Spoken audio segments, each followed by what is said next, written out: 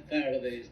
Es un día maravilloso y porque simplemente es otro día más que Dios nos regaló para vivir, tenemos que decir gracias Jesús, gracias Espíritu Santo, gracias Dios por otro nuevo día que nos diste, otro día más que, como dice la canción, nos diste para amarnos unos a los otros.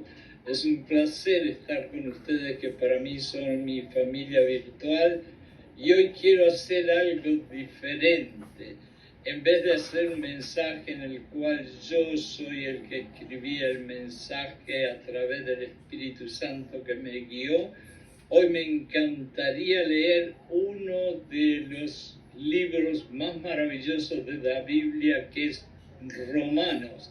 Y en Romanos hay un capítulo que, en mi parecer, es uno de los capítulos centrales del libro maravilloso que Pablo le escribió a los romanos, y es el capítulo 8. Para que todos nos podamos fortalecer, para que todos podamos recordar, porque sé que ustedes lo han leído varias veces, pero a veces nos vamos a la iglesia a aprender, sino a recordar, porque lamentablemente nuestra memoria no es la mejor. Entonces, hoy juntos vamos a hacer algo muy lindo.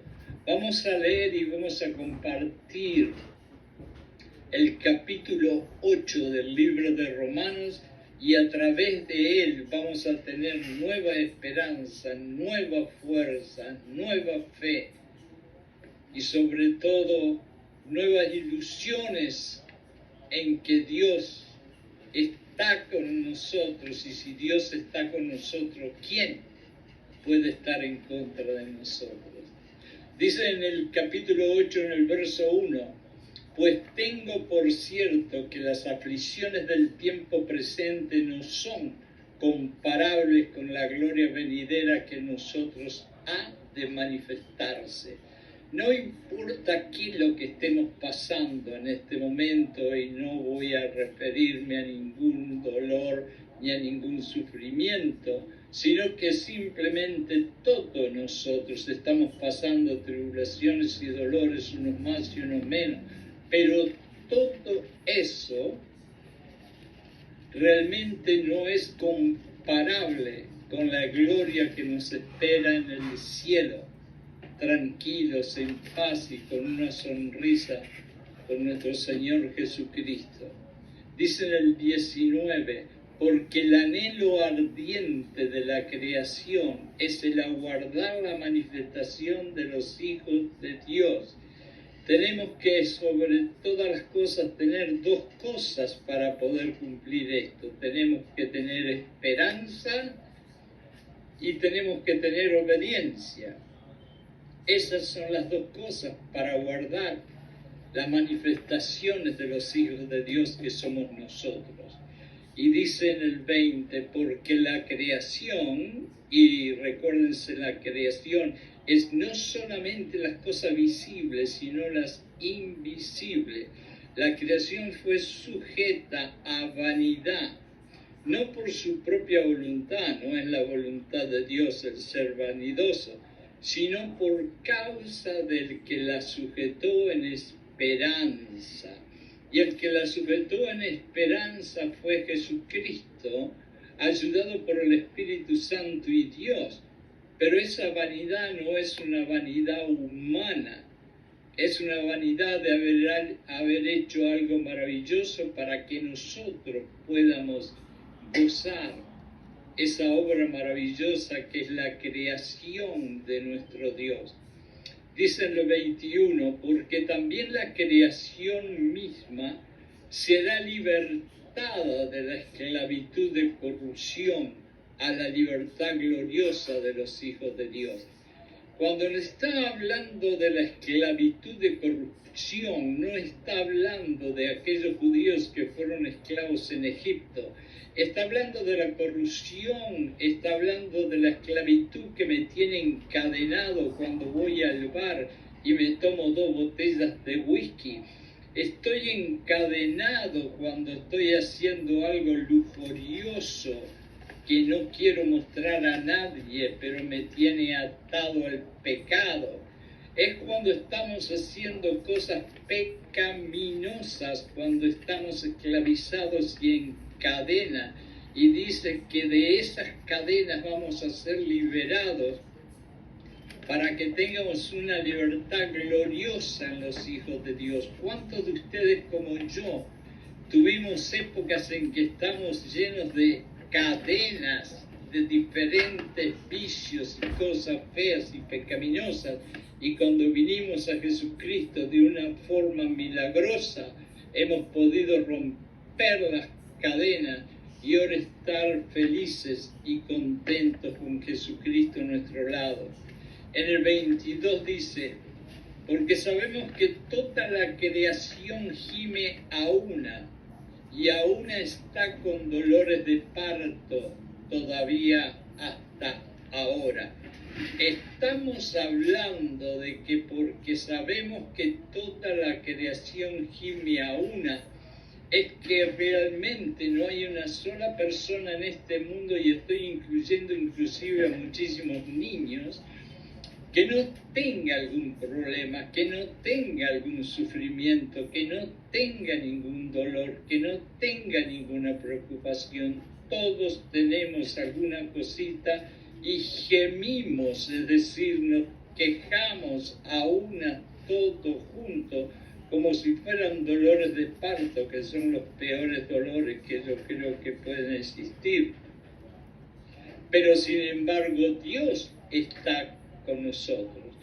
Y dice después, y no solamente ella, sino que también nosotros mismos, que tenemos las primicias del Espíritu.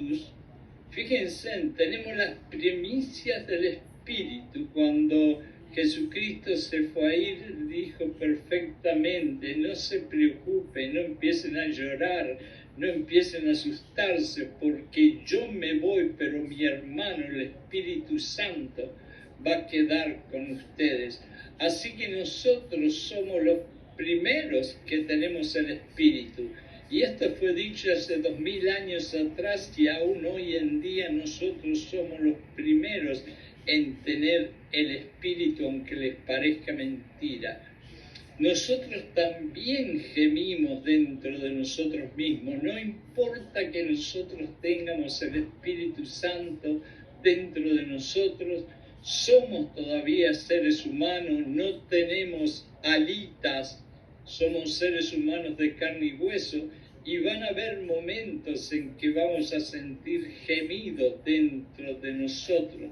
Y son gemidos que están esperando la adopción de Dios, la redención de nuestro cuerpo, porque nosotros venimos a Dios, a Jesucristo, y aún teniendo esos problemas, Dios no solamente nos perdona los pecados, no solamente nos llama hijos y hijas, sino que nos adopta a su familia, nos adopta dentro de su propio hogar, que es algo maravilloso y que va más allá que llamarnos amigos o llamarnos hijos.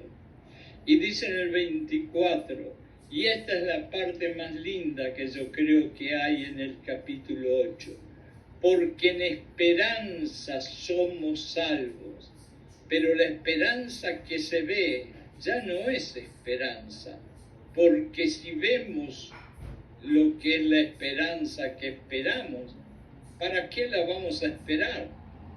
Pero si esperamos lo que no vemos, pero estamos esperanzados, con paciencia lo aguardamos. Yo pasé un momento muy triste en mi vida, donde me quedé solo en un cuartito entre 4 paredes, y me dejaron solos seres que vivían conmigo. Y suerte que encontré un cuadrito que decía exactamente este verso, porque en esperanza fuimos salvos, y que dice con paciencia lo aguardamos. Y lo leía cada 40, 50 minutos, porque eso me tuvo vivo. El saber que si espero con esperanza de que las cosas van a ser mejor, con esperanza de que Dios va a hacer algo, con esperanza que el Espíritu Santo no me va a dejar, entonces si yo soy obediente y espero y aguardo con paciencia, Dios va a ser unas consecuencias maravillosas. Y dice en el verso 26, y de igual manera el Espíritu Santo que está dentro de nosotros nos ayuda en nuestra debilidad. Pues, ¿qué hemos de pedir como conviene? No lo sabemos. A veces nos ponemos a orar de rodillas, parados, acostados, sentados, como sea. Cerramos el cuarto, estamos hablando con Dios y la verdad de las cosas que debido al trajín del diario vivir muchas veces nuestra cabeza no está concentrada totalmente y muchas veces ni siquiera sabemos qué pedirle a Dios a pesar de que hay un problema grande aquí, nos olvidamos o aquí y ahí nos olvidamos también. Entonces muchas veces nosotros no sabemos con las palabras expresar lo que necesitamos o lo que estamos esperando. Sin embargo, el Espíritu Santo, acuérdense siempre, Él no mira nuestra mente, Él no mira nuestro corazón total, Él mira las intenciones que hay en tu corazón. Y cuando Él va a hablar con Dios como si fuera nuestro abogado, Él no le va a decir a Dios lo que estamos pensando, Él no le va a decir a Dios lo que estamos sintiendo, Él le va a decir a Dios las intenciones que hay en nuestros corazones. Y dice, más el que escudriña los corazones sabe cuál es la intención del Espíritu, porque conforme a la voluntad de Dios intercede por los santos. Y los santos somos nosotros, porque estamos en el camino de la santificación hasta que nosotros mismos no hacemos un gran error y cortamos la santificación. Dios sigue con su gracia infinita dándonos amor y amor y amor, pero la santificación se lastima un poquito, así que mientras estemos en el camino de la santificación, el Espíritu estará mirando nuestros corazones y defendiéndonos en frente de Dios. En el 28 dice, y sabemos, y escuchen bien esto, y sabemos que a los que aman a Dios todas las cosas les ayuda a bien. Esto es a los que conforme a su propósito son llamados. ¿Se acuerdan de aquella palabra predestinados? Bueno, yo creo en la predestinación y le digo por qué, porque antes de yo conocer a Dios y antes de yo conocer a Jesucristo, yo estuve 4 o 5 veces con la muerte cara a cara y hubo una mano invisible que me salvó de morir. Entonces quiere decir que antes de yo conocer a Jesucristo yo estaba predestinado como tú y tú y tú y tú muchas veces.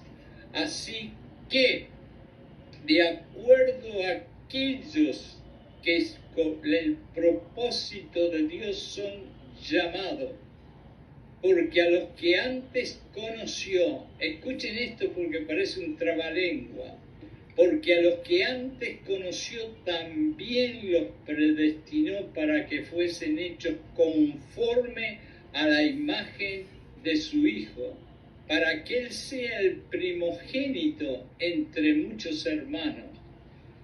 ¿Quién es el que va a ser el primero, el primogénito entre muchos hermanos? Eligió a alguien para que sea parecido a la imagen de Jesucristo.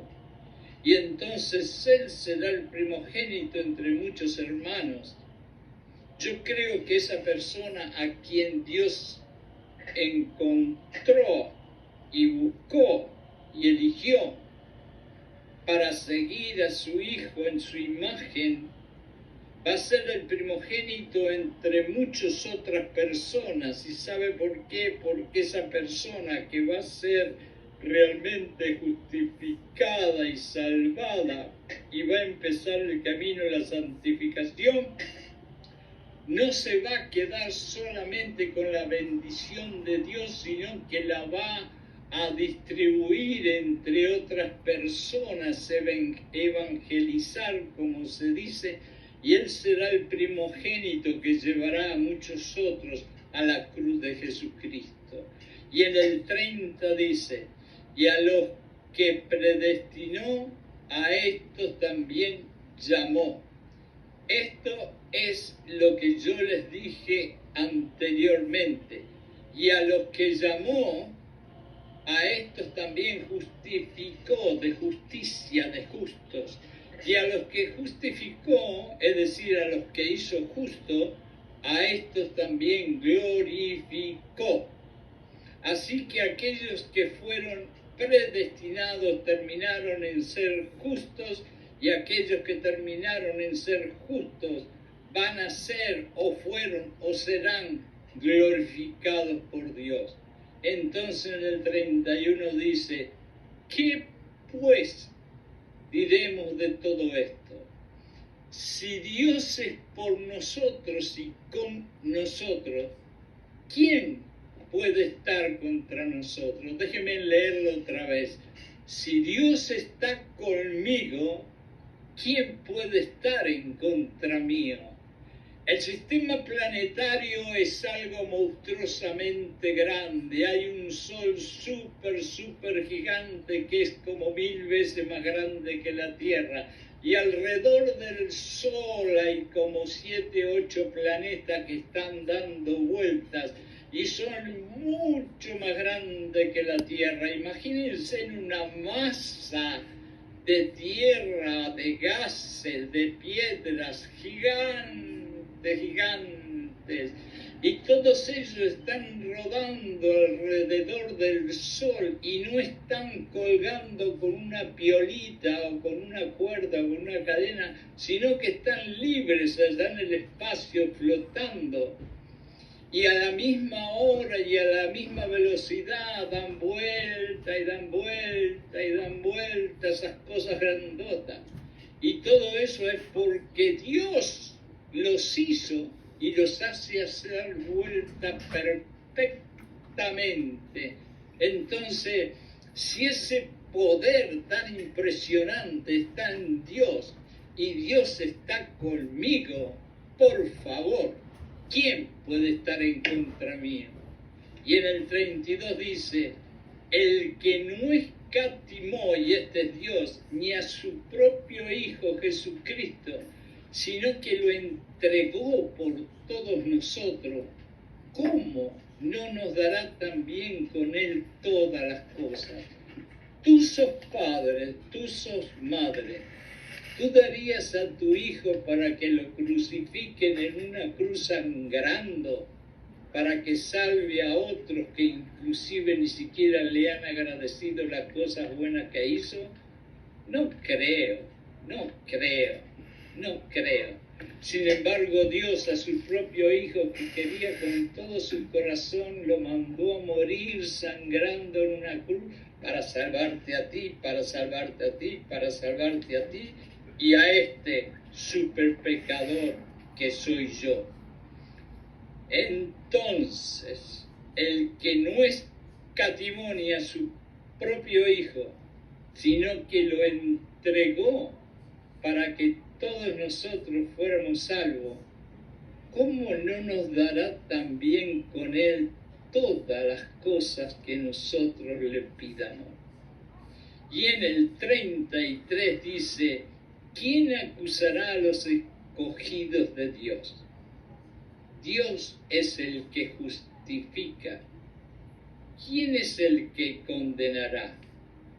Cristo es el que murió, mas aún el que también resucitó, y ahí está la clave de la cristianidad, el que además está a la diestra de Dios, el que también intercede por nosotros. Así que ahora no tenemos solamente el Espíritu Santo intercediendo y siendo el abogado de nosotros, sino que tenemos también a Jesucristo Cristo siendo intercedor de nosotros.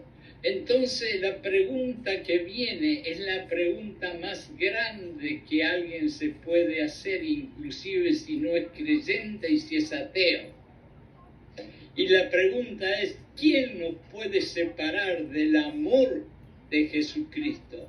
¿Nos podrán separar las tribulaciones, los dolores, la angustia, la persecución, el hambre, el estar desnudo, el estar en peligro, las espadas, los cañones, como está escrito?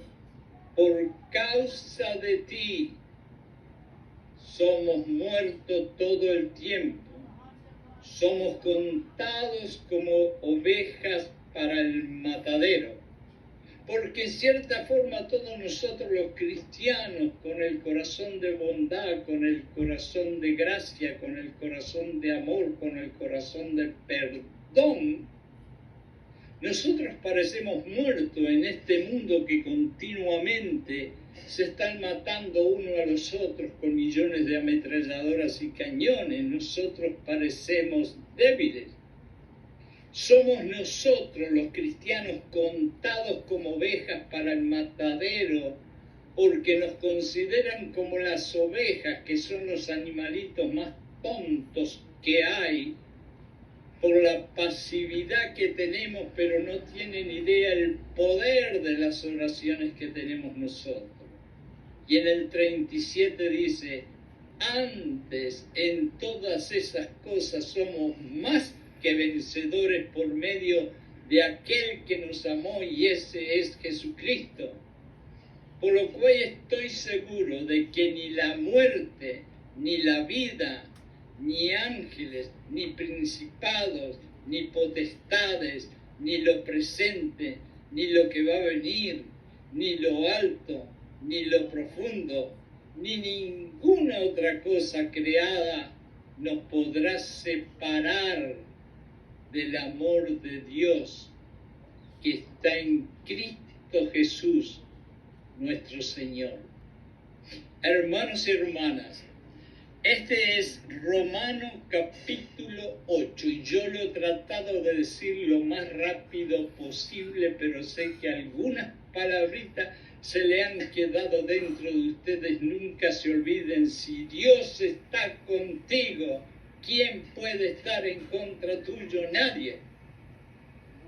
Pero me gustaría que ustedes fueran a su propia Biblia y en el nombre de Jesús, por el poder del Espíritu Santo, lean Romanos 8, piensen y mediten en cada palabrita que lean y llénense de fe, de esperanza, de amor, de coraje, de benignidad, de gracia, y sepan que nadie los puede apartar del amor y la protección de Jesucristo.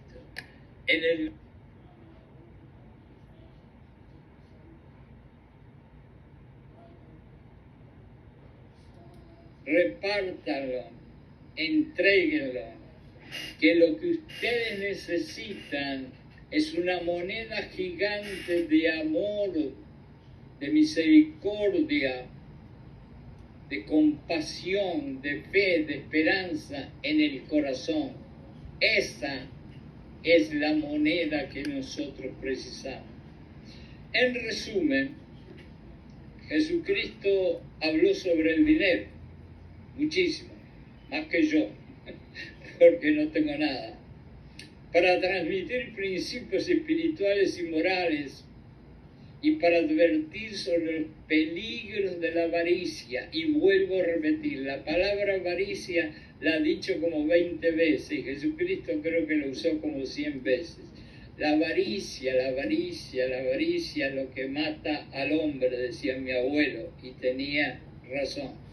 Con la avaricia nos apartamos tanto y tanto de Dios que cuando llega el día final vamos a sentir un montón de fuego, y ustedes saben de dónde.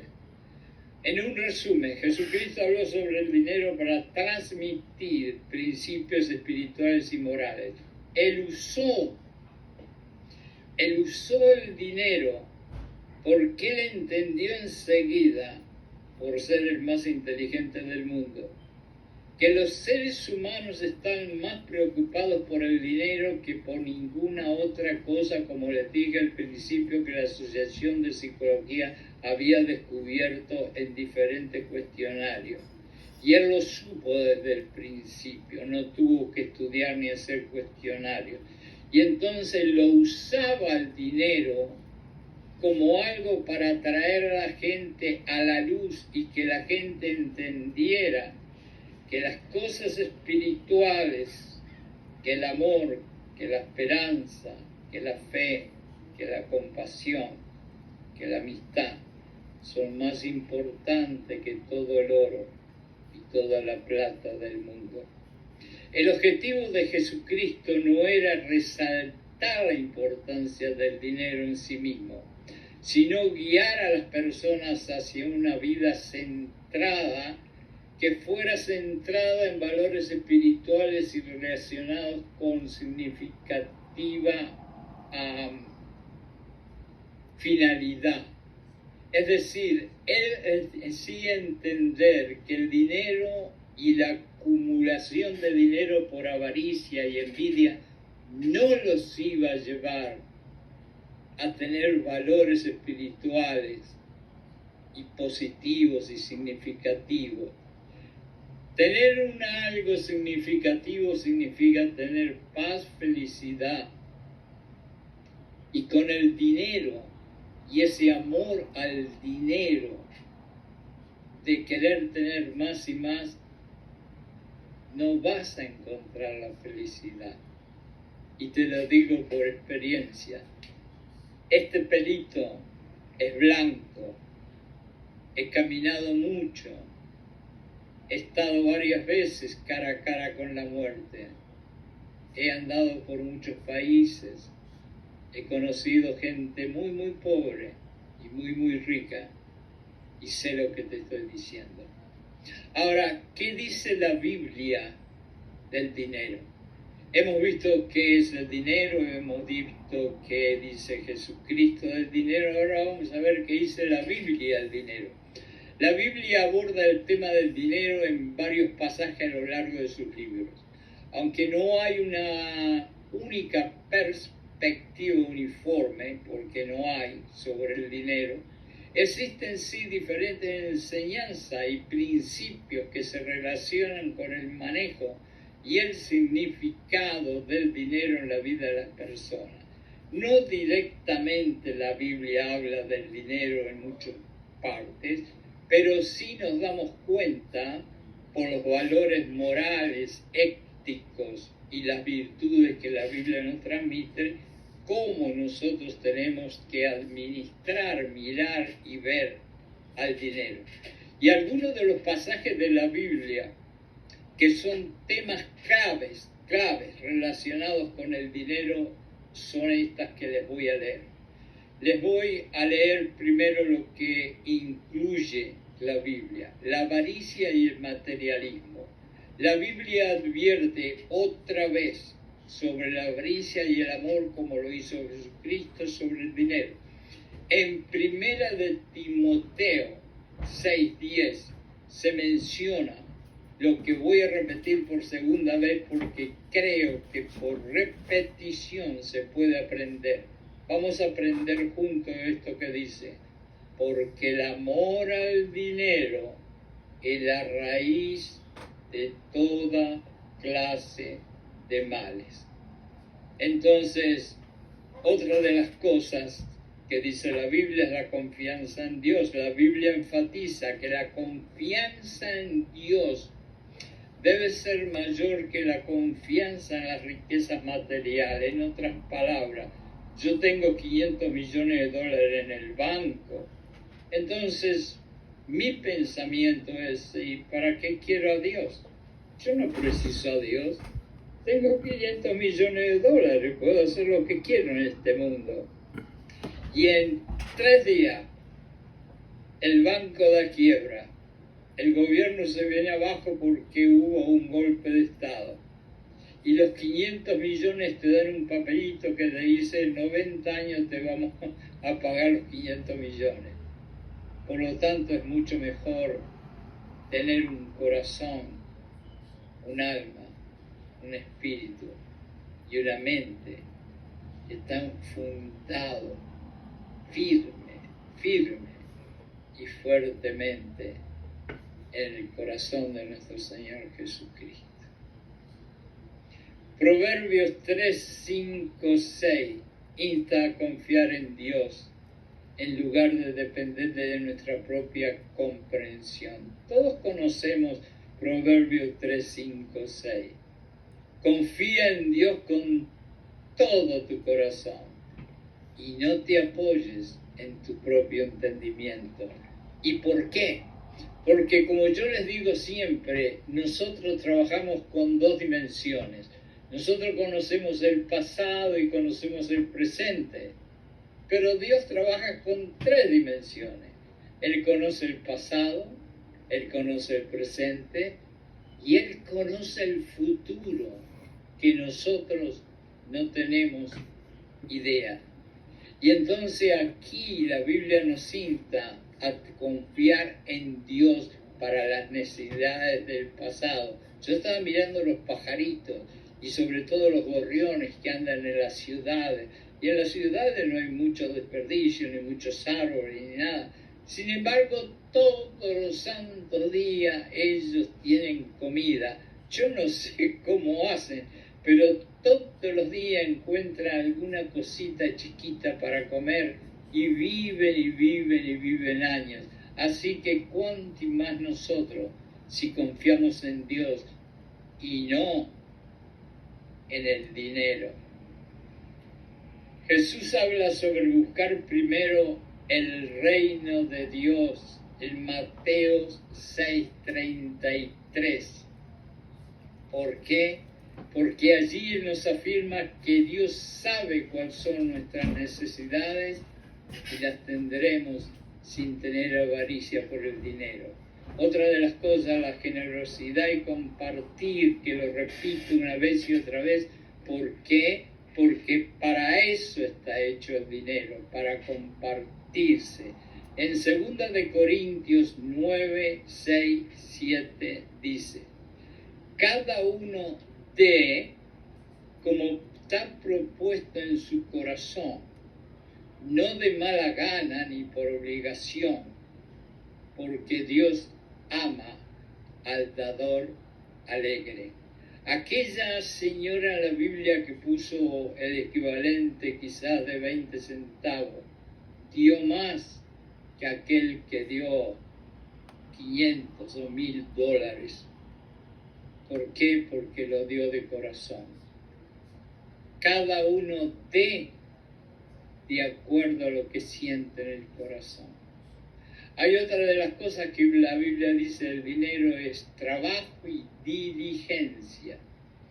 La Biblia reconoce la importancia del trabajo y la diligencia para obtener recursos.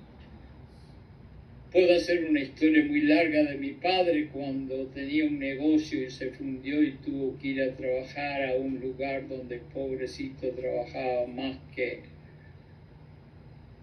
un burrito, trabajando todo el día, y lo hacía con mucha ética y con mucho corazón.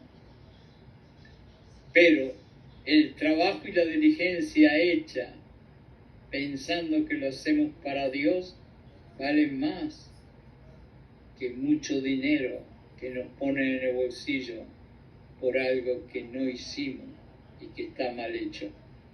La Biblia reconoce la importancia del trabajo y la diligencia para hacer ese trabajo, pensando que no trabajamos para los hombres, sino para Dios.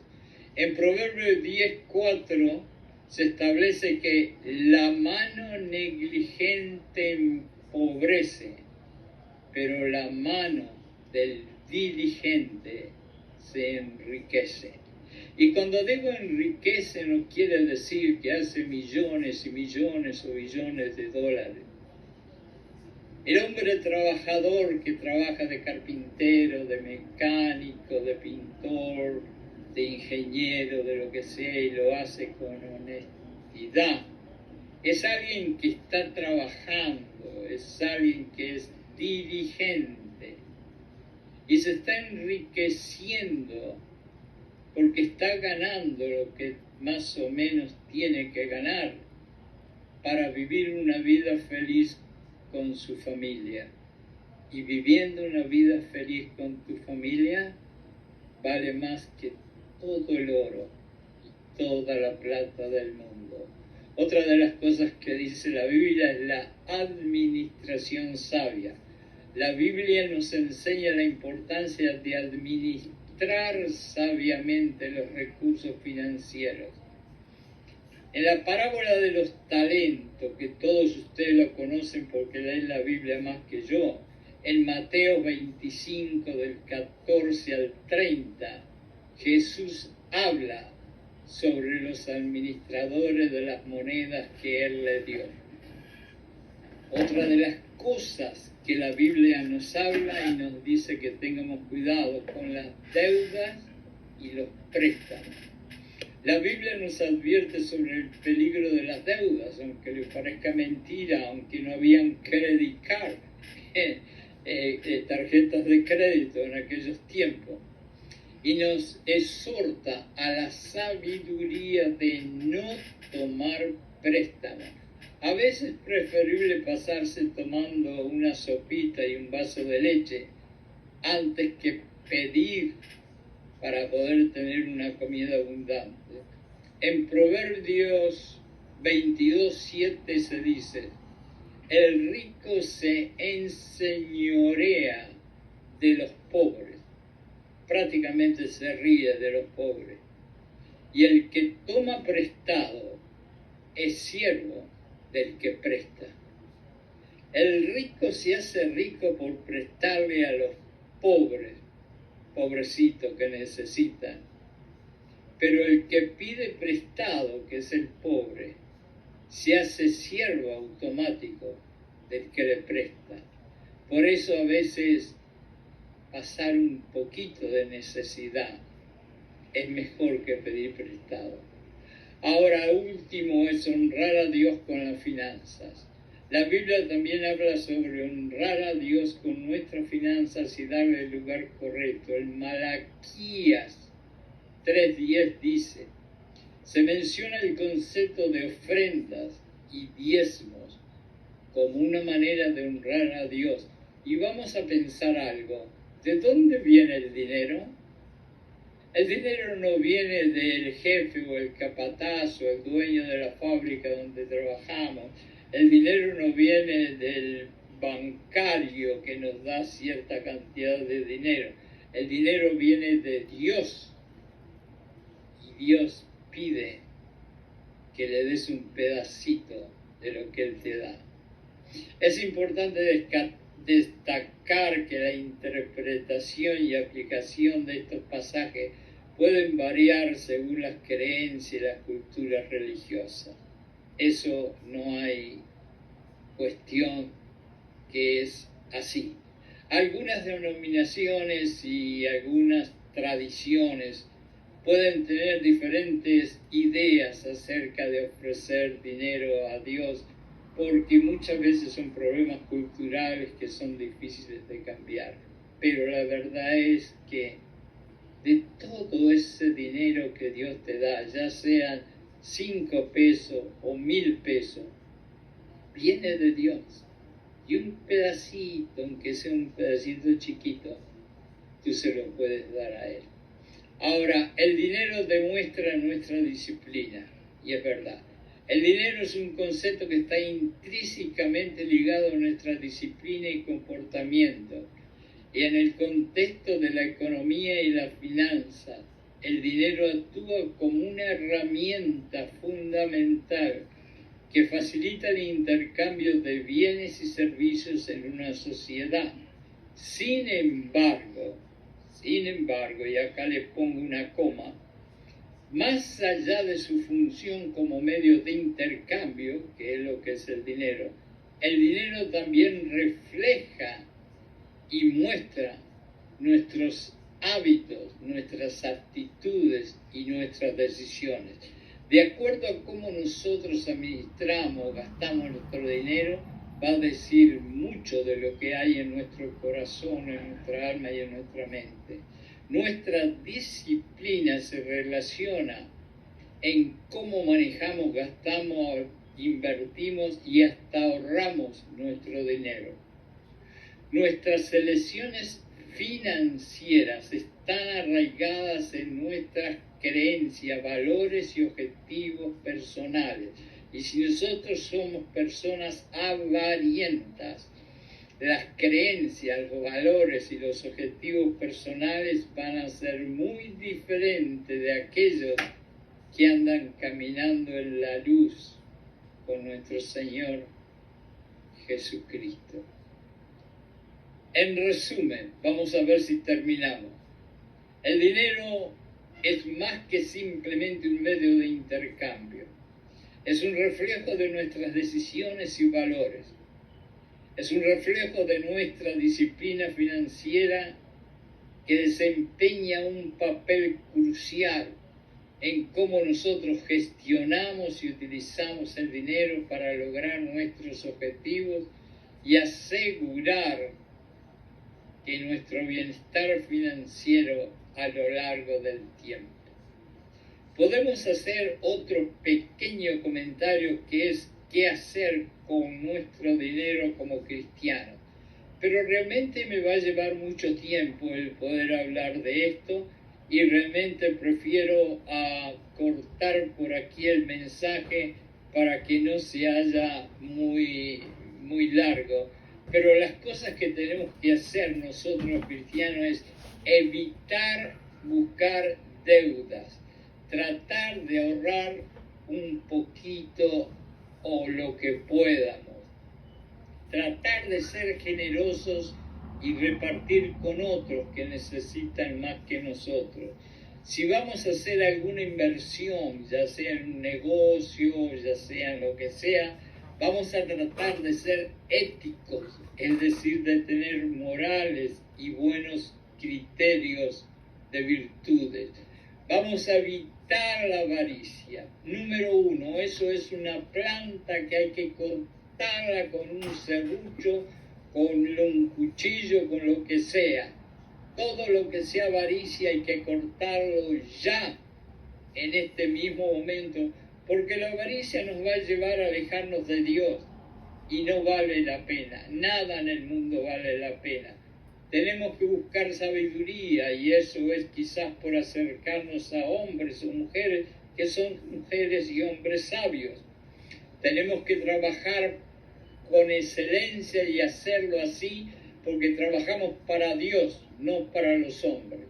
Y la última de todas es, sobre todas las cosas que he dicho hoy, tenemos que siempre hacer algo, en la mañana, al mediodía, en la noche y 24 horas al día, oración, oración y oración, pidiéndole a Dios que ponga en nuestro corazón el amor, el perdón y la sabiduría de nuestro Señor Jesucristo. Y como Gálatas 2:20 dice, crucificarnos con Jesucristo todos los días, dejando este cuerpo carnal colgado en la cruz de Jesucristo y pidiéndole al Espíritu que Jesucristo viva dentro de nosotros.